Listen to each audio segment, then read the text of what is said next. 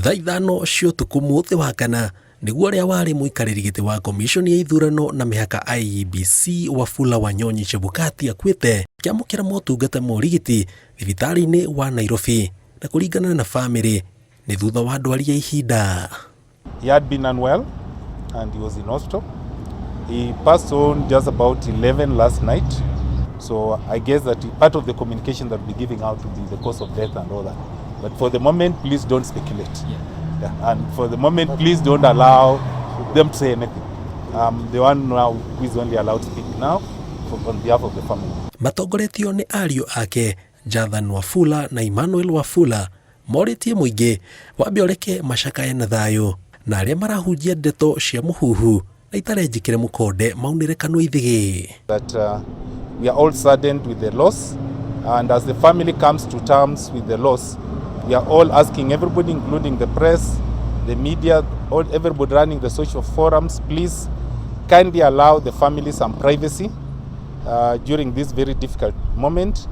We'll be able to issue a formal communication hopefully by tomorrow after the family has had a meeting. No thengia ya gũkorwo Chebukati ararĩ mũrwaru kwa ihinda, famĩlĩ ĩyo yugĩte nĩ mekũiguana kana nĩ megũthiĩ na mbere na ũthuthuria wa mwĩrĩ kũmenya kĩrĩa kĩracũngĩrĩirie gĩkuũ gĩake.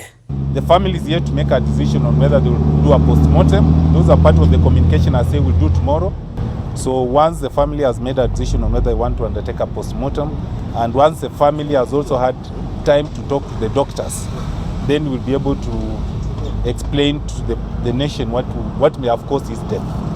But at the moment, we have not had that meeting with the doctors, and the postmortem, we have not also made a decision on whether we carry out a postmortem.